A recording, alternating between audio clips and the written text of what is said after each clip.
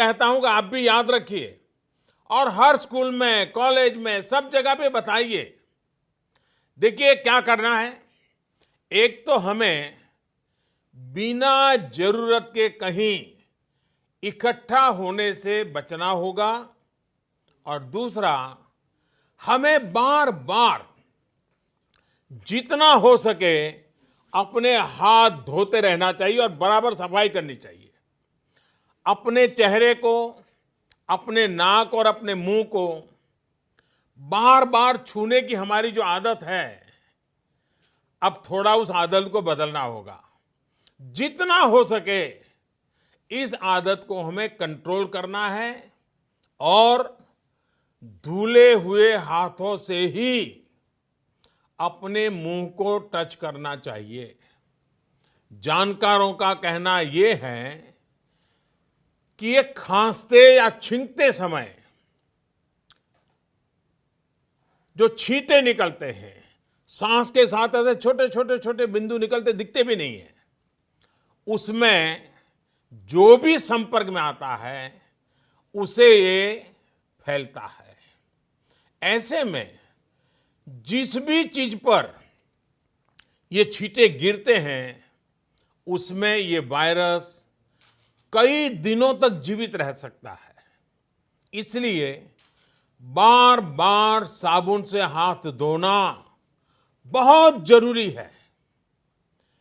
एक और आदत हमें जरूर डालनी है। अगर खांसी और छींक हमें आती है तो कोशिश यही करनी है कि दूसरों पर इसके छींटे न पड़े और जो कपड़ा या रुमाल हमने छींकने के समय इस्तेमाल किया होता है उसे भी दूसरों के संपर्क में न आने दें। साथियों,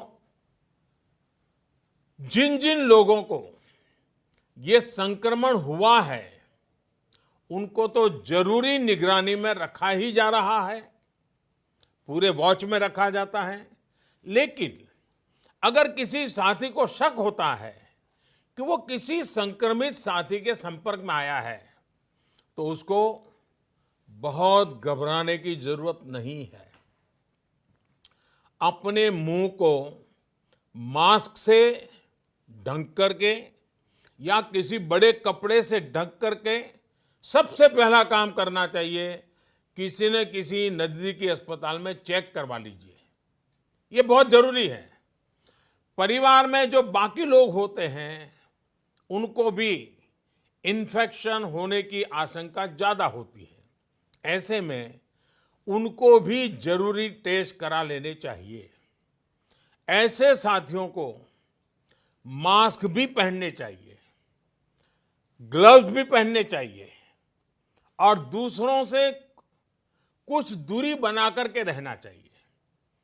मास्क पहनना है या नहीं पहनना है, इसे लेकर जानकारों की अलग अलग राय है।